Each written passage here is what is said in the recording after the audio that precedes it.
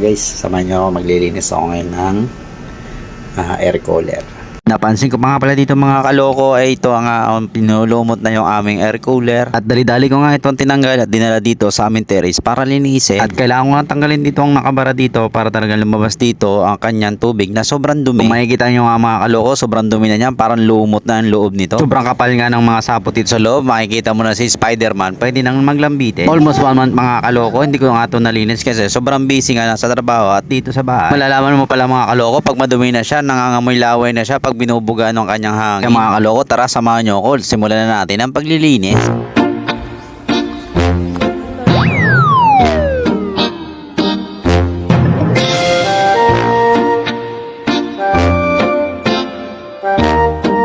Guys, sobrang dumi na ng ating air cooler.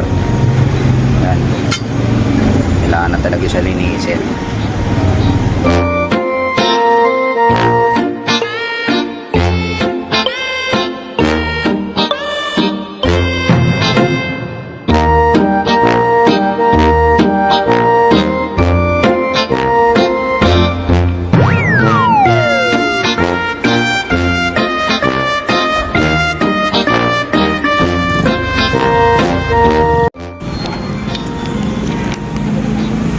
Guys, tingnan nyo mo kung gaano kadumi yung air filter. Halos 1 month kasi hindi na hugasan to, gawa nung sobrang busy kasi. Siyempre may baby kami dito. Kailangan talaga siyang linisin. Kasi yun yung ginagamit namin sa kanya pang electric fan.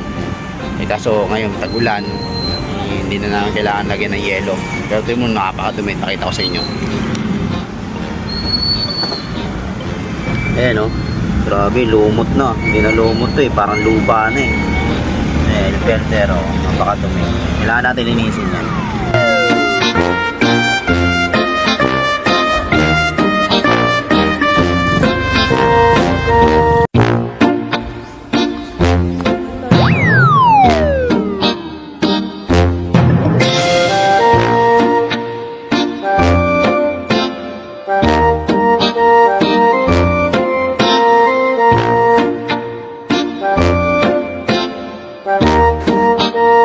So mga kois, yan, tinuyo na natin to.